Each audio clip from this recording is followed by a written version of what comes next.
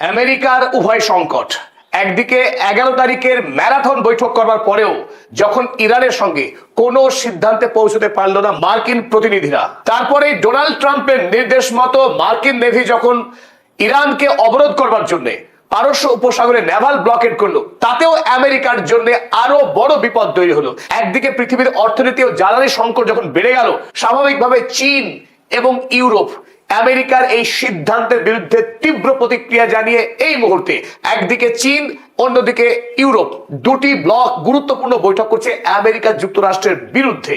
ফলে আমেরিকার উপর যখন এই নেভাল ব্লকেট তুলে নেওয়ার জন্য মারাত্মকভাবে চাপ তৈরি হচ্ছে, সেই মুহূর্তে ডোনাল্ড ট্রাম্প আবারও ঘোষণা করলেন তারা ইরানের সঙ্গে দ্বিতীয়বারের জন্য মুখোমুখি বৈঠক করতে চায়। আর এই বৈঠকের জন্য দিন নির্ধারিত হয়েছে আগামী বৃহস্পতিবার, অর্থাৎ 16 এপ্রিল আরো একবার ইরানের প্রতিনিধিরা এবং মার্কিন প্রতিনিধিরা মুখোমুখি বৈঠক করতে যাচ্ছে। তাদের মধ্যে চলমান যে বিবাদ এবং যুদ্ধ, সেই যুদ্ধের আনুষ্ঠানিক সমাপ্তি ঘটিয়ে যে 2 সপ্তাহের যুদ্ধবিরতি চলছে আমেরিকা এবং ইরানের মধ্যে, সেই যুদ্ধবিরতি শেষ হবার আগেই আমেরিকা এবং ইরান তারা বৈঠকের মধ্য দিয়ে তাদের দ্বিপাক্ষিক সমস্যার সমাধান করতে চাইছে বলে জানিয়েছে মার্কিন মহল। এই ক্ষেত্রে প্রশ্ন যেটা হচ্ছে, কোথায় বসতে চলেছে আমেরিকা এবং ইরানের প্রতিনিধি দল? পাকিস্তানের প্রধানমন্ত্রী শেহবাজ শরীফ প্রথম দফার বৈঠকে যে অভূতপূর্ব ব্যবস্থা করেছিলেন, সেই ব্যবস্থাতে মার্কিন প্রশাসন যথেষ্টই খুশি।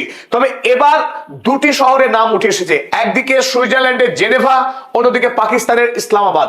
তবে অধিকাংশ বিশ্লেষকের মত, দ্বিতীয় বৈঠকও প্রথম বৈঠকের মতোই ওই ইসলামাবাদ শহরেই হতে চলেছে 16 এপ্রিল। ফলে এই মুহূর্তে পাকিস্তান আমেরিকা এবং চীনের 2 গুরুত্বপূর্ণ শক্তিশালী রাষ্ট্রের কাছে যে অত্যন্ত নির্ভরযোগ্য রাষ্ট্র হিসেবে চিহ্নিত হয়েছে, সে কথা বলা যেতে পারে। গত বৈঠকে ইরান এবং আমেরিকা তারা ঐক্যমতের কাছাকাছি পৌঁছেও শেষ পর্যন্ত সেই বৈঠক ব্যর্থ হয়েছিল। অনেকের মতে এই বৈঠক ব্যর্থ হওয়ার পশ্চাতে প্রধান অপরাধী হলেন বেঞ্জামিন নেতানিয়াহু। তবে তারা যে দুটি বিষয় নিয়ে এখনো পর্যন্ত একমত হতে পারেনি, প্রথম হলো ইরান পারমাণবিক অস্ত্র তৈরি করতে পারবে কিনা, দ্বিতীয় হরমুজ প্রণালী যুদ্ধের আগে যেমন আন্তর্জাতিক জলসীমা ছিল সেই জায়গায় থাকবে কিনা। আমেরিকা যুক্তরাষ্ট্র কোনোভাবেই ইরান যে পারমাণবিক অস্ত্র তৈরি করুক তা চায় না। অপরদিকে ইরান এই মুহূর্তে সংকল্পবদ্ধ, তারা আগামী দিনে পরমাণু অস্ত্র তৈরি করবে তাদের দেশের নিরাপত্তার স্বার্থে। অপরদিকে এই যুদ্ধে ইতিমধ্যেই ইরানের 277 বিলিয়ন ইউএসডি পরিমাণ ক্ষয়ক্ষতি হয়েছে, যে ক্ষয়ক্ষতি এই মুহূর্তে ইরান প্রস্তুত হচ্ছে আমেরিকার কাছ থেকে আদায় করার জন্য। সুতরাং হরমুজ প্রণালী যেটা আমেরিকা দাবি করছে ইরানকে ছেড়ে দিতে হবে আন্তর্জাতিক জলসীমা হিসেবে, সেটা কিন্তু মেনে নিতে ইরান রাজি নয়। কারণ যে পরিমাণ ক্ষয়ক্ষতি হয়েছে ইরানের, সেই টাকা তারা যে কোনো মূল্যেই হরমুজ প্রণালী থেকেই টোল হিসেবে তারা তুলতে দৃঢ় প্রতিজ্ঞ। সুতরাং আমেরিকার যে দাবি, সেই দাবি মেনে ইরান কিন্তু হরমুজ প্রণালীর কর্তৃত্ব ছাড়তে একেবারেই প্রস্তুত নয়। তাই এই দুটি বিষয় নিয়ে এখনো পর্যন্ত আমেরিকা এবং ইরানের মধ্যে কোনোভাবেই সমঝোতা হচ্ছে না। তাই দ্বিতীয় দফার বৈঠকে স্ট্রাকচারালি সমস্যা কিন্তু থেকেই যাচ্ছে।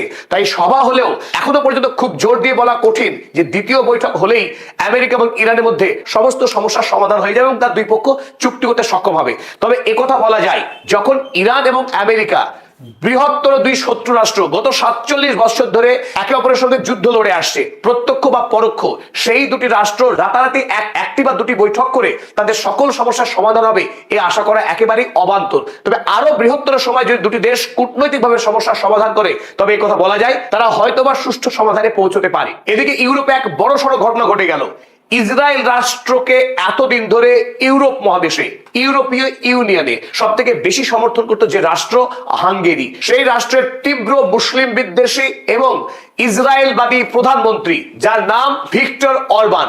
এই তীব্র মুসলিম বিদ্বেষী ভিক্টর উগোর পরাজয়ের পর ইসরায়েল আগামী দিনে ইউরোপে শক্ত প্রতিরোধের সামনে পড়বে। কারণ ইতিমধ্যে স্পেন, ফ্রান্স যেভাবে ইসরায়েলের বিরুদ্ধে অবস্থান নিতে শুরু করেছে, আগামী দিনে 1995 সালের ইসরায়েলের সঙ্গে যে বাণিজ্যিক এবং রাজনৈতিক চুক্তি হয়েছিল, সেই চুক্তিকে বাতিল করা দাবি ইতিমধ্যেই তীব্রতর হয়েছে। কিন্তু এতদিন ধরে হাঙ্গেরি রাষ্ট্র ইসরায়েলি গণহত্যাকারী প্রধানমন্ত্রী বেঞ্জামিন নেতানিয়াহুর বন্ধু থাকার কারণে বরাবর ইসরায়েলের হয়ে কাজ করে এসেছে। ফলে ইউরোপীয় ইউনিয়নে ইসরায়েলের বিরুদ্ধে কোনো প্রস্তাব পাশ করা যায়নি, আনাই যায়নি। কিন্তু তাৎপর্যপূর্ণভাবে এই পিটার ম্যাগিয়ার তিনি ঘোষণা করেছেন, হাঙ্গেরি এতদিন ইন্টারন্যাশনাল ক্রিমিনাল কোর্টে যে সদস্যপদ খারিজ করে দিয়েছিল ভিক্টর অরবান, তিনি নতুন করে প্রধানমন্ত্রী হয়ে 1 নম্বর কাজ হবে হাঙ্গেরি রাষ্ট্রকে নতুন করে ইন্টারন্যাশনাল ক্রিমিনাল কোর্টের সদস্য পদ গ্রহণ করা, অর্থাৎ যাতে বেঞ্জামিন নেতানিয়াহু আগামী দিনে শাস্তি পায়, ওয়ার ক্রিমিনাল হিসেবে অ্যারেস্ট হয়, সেই দাবি কিন্তু এই মুহূর্তে ইউরোপে আরো শক্তিশালী হলো। ইসরায়েল রাষ্ট্রের প্রতি সমর্থন ধীরে ধীরে বিশ্বব্যাপী কমে আসছে। আমরা আগের ভিডিওতে আলোচনা করেছিলাম খোদ আমেরিকা যুক্তরাষ্ট্রের মধ্যেই মানুষ কিভাবে অ্যান্টি ইসরায়েল হয়ে উঠছে, আর তার প্রভাব এই মুহূর্তে ইউরোপ মহাদেশেও বিস্তার লাভ করলো। জোরান মামদানি তিনি সাক্ষাৎকারে জানিয়েছেন আমেরিকা যুক্তরাষ্ট্র যে বিপুল পরিমাণে টাকা খরচ করে ইরানে গণহত্যা করছে, প্যালেস্টাইনে গণহত্যা চালাচ্ছে, লেবাননে গণহত্যা চালাচ্ছে যুদ্ধ অপরাধী বেঞ্জামিন নেতানিয়াহুর সহায়তায়। সেই টাকা দিয়ে যদি আমেরিকার শহরগুলিতে যারা শ্রমজীবী মানুষ, যারা গরিব মানুষ, তাদের হাউজিং, পরিবহন এবং বিনা পয়সায় শিশুদের চিকিৎসার ব্যবস্থা, শিক্ষার ব্যবস্থা করলে আমেরিকার গরিব মানুষ খেয়ে পড়ে বাঁচত। অথচ সেই টাকা দিয়ে আমেরিকা সরকার মানুষ খুন করছে পৃথিবীব্যাপী। আমেরিকার এই বিধ্বংসী বিদেশ নীতির বিরুদ্ধে নিউ ইয়র্ক শহরে ইতিহাসের অন্যতম বৃহৎ এবং গুরুত্বপূর্ণ মিছিল হলো গতকাল নিউ ইয়র্ক শহরে। আর এই শহরের স্লোগান ছিল no war, no ice, free free Palestine, stop genocide in Lebanon. লেবাননের গণহত্যা বন্ধ করতে হবে, প্যালেস্টাইনের স্বাধীনতা দিতে হবে এবং ইরানের যুদ্ধ বন্ধ করতে হবে। এই দাবিতে লক্ষ লক্ষ মানুষ তারা রাস্তায় নেমেছিল। আপনারা দেখছেন ছবি, এখান থেকে পরিষ্কার আমেরিকার প্রচুর সংখ্যক মানুষ, বিশেষ করে ডেমোক্র্যাট রাজনৈতিক দলের তো প্রশ্নই নেই, ডেমোক্রেটিক রাজনৈতিক দলের 80% মানুষ এই মুহূর্তে আমেরিকার যুদ্ধনীতির বিরুদ্ধে, বিদেশে টাকা খরচ করার বিরুদ্ধে, মাগা ডেমোক্র্যাট এই মুহূর্তে ডোনাল্ড ট্রাম্পের যুদ্ধের বিরুদ্ধে মানুষ সোচ্চার হয়েছে। আর বর্বরতার সঙ্গে ডোনাল্ড ট্রাম্পের পুলিশ বলপূর্বক ভাবে এই প্রতিবাদী কণ্ঠস্বরকে গলা টিপে ধরবার জন্য 90 জন আন্দোলনকারীকে গ্রেফতার করছেন। কিন্তু জোরান মামদানি তিনি জানিয়েছেন তারা যুদ্ধবিরোধী অবস্থান থেকে একটুও সরে আসবে না। খোদ নিউ ইয়র্ক শহরের মেয়র যখন যুদ্ধবিরোধী, আমেরিকার বৈদেশিক নীতির সমালোচক, তখন আন্দোলনকারী যে রাস্তায় ঝাঁপিয়ে পড়বে সে কথা বলার অপেক্ষা রাখে না। আমেরিকার মানুষ জেগে উঠছে, কারণ আমেরিকার মানুষ এখন বুঝতে শিখেছে আমেরিকার যুদ্ধের কারণে সেই দেশে জ্বালানির দাম বেড়ে চলেছে, আমেরিকার একাধিক সামাজিক সমস্যা তৈরি হচ্ছে কেবলমাত্র যুদ্ধবাজ সরকারের জন্য।